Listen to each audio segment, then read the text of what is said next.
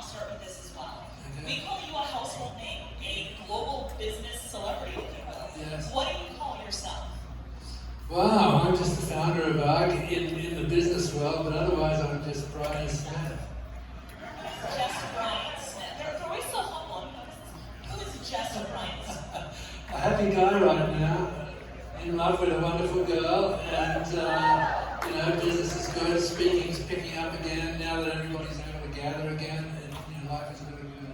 I want to share more of your story with our audience. Sure. I'm growing up in Australia, and I know for you personally, when you grow a brand, when you grow a business, for all the entrepreneurs out there, will you raise your hand for me? Right? Everybody. There are days, weeks, months, maybe years where you're struggling. You have those setbacks. You think, can I do it? Like Carl and I just spoke about, can I? Will it happen? Yeah, Carl and I share many histories, stories together, because everything he's going through and been through, I went through as well. It doesn't matter how big the brand gets, you still have the growing period. And the thing with my book is that you can't give birth to adults.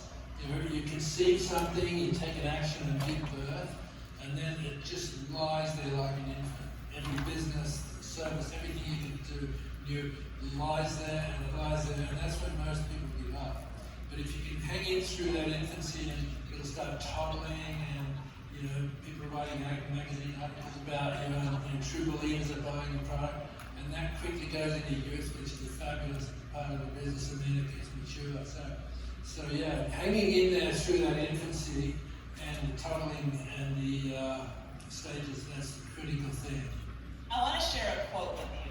Okay. I know you're doing a lot of quotes this morning. It's one that I live by. Okay. And it goes, today I do what others won't, so tomorrow I can live the way others can't.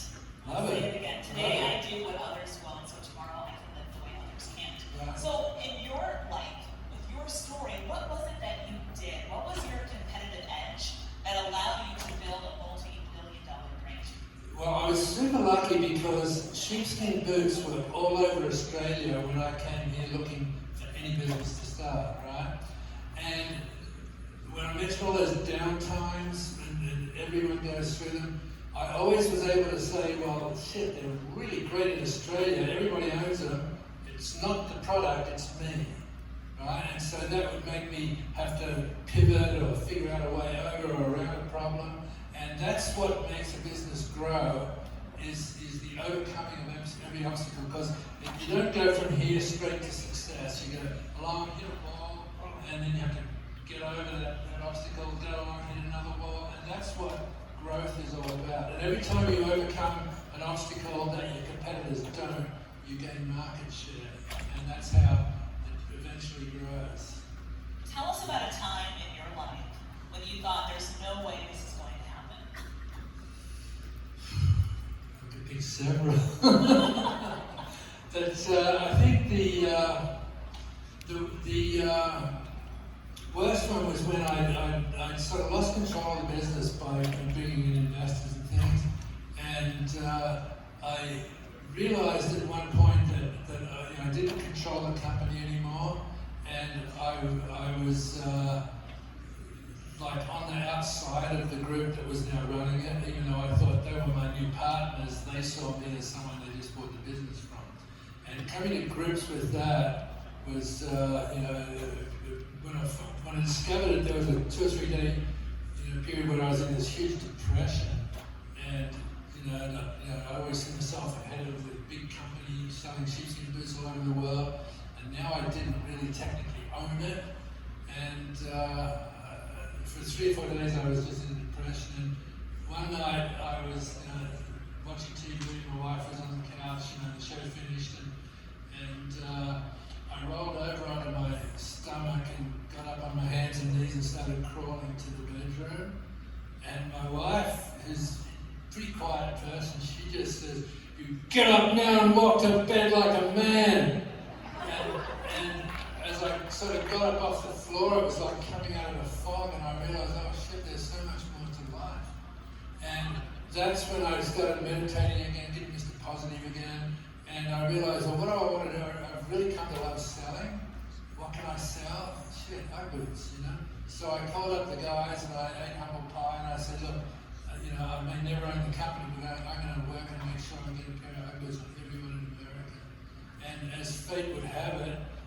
years later, I ended up getting the company back 100%. And that's a whole other story in my book. By the way, I'll be doing a book signing and giving away free books, so please come early and I'd love to give you all one. So the next question. Obviously, you've achieved a lot of success in your life. Looking at it now in hindsight, what is one thing you wish you would have known early on in your business journey? Wow. I'll answer that by saying this, that one of the key ingredients for every entrepreneur is a certain amount of ignorance. Because if you knew everything you were about to get into, you wouldn't start. So I had no idea that Americans had no idea how good sheepskin is. They thought it was hot, prickly, can't get it wet, can't wash it in. And Australians know that you cannot rip a sheepskin and then you can get it wet, it stays warm while it's wet. You know, there's all these other things. So I thought it would be a breeze to come in here and everyone would accept it. And everybody just looked at them and said, they're the dumbest things I've ever seen. I'll never wear them, they're too hot for me. So that mind shift, it took 4 or 5 years for me to figure out that that's what it was. And then it was very quick to fix it once I figured that out. A lot of businesses don't make it. Yeah. Why do you believe the brand UGG was different? Well, the product was so damn good that it was able to sustain itself through all of the disastrous things I did in business. And just like I made mistake after mistake after mistake, but the brand was always it. And let's be sure what a brand is, right? It's not the trademark. It's not your logo. It's not the product. A trademark or a brand I should say, is what customers think about you. Right? And that takes years and years and years of development, getting people to buy into the brand, being consistent with your customers, always following through, going the extra mile to make everybody who's going to be part of the business feel like they're part of it. And as was it Kent who was on before me? Carl, sorry. He was talking about trying to get into department stores. Well, they don't want to know you until everybody's screaming for the product, right? I went through the same thing with Nordstrom. It took me like 7 years to get an appointment with Nordstrom. And they just said, well, we don't sell those, we sell shoes, right? And so until we had all of the specialty stores just going balls over, out with sales, then Nordstrom would go, oh, what are we missing here? You know? And that's how we got in there. And it's the same with a lot of the big department stores. Let's all get to know Brian a little bit better, okay? So I've been doing a little research on you. Rugby. Yeah. Pro rugby? Well, it was the last amateur sport in the world. But I did play against England and I played against the New Zealand All Blacks. Huge industry. But even more so, something I'm more proud of is that I coached San Diego State when I first got here in 79 for 5 years, and they went on and won the Nationals. But even more important, 20 years fast forward, I'm driving down the freeway in San Diego and I see this brand new sports field and all of the rugby goalposts up. I go, what the hell is that? So I did a detour, got back to the field, and it turned out it was a youth rugby tournament. There were probably 600-700 kids in all the different teams.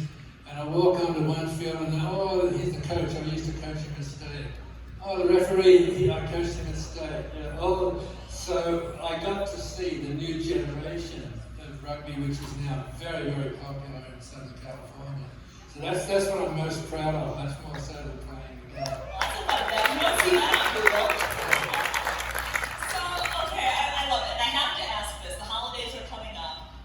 What do you typically give to people for the holidays? Do you gift them Uggs, or do you do something outside of the Ugg brand?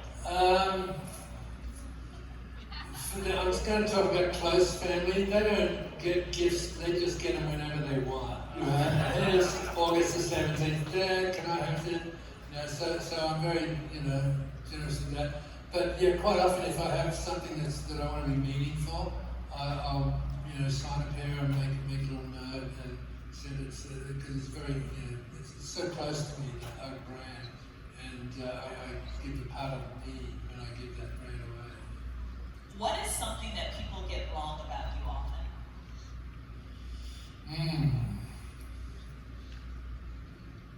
They probably think I'm hard driving and successful,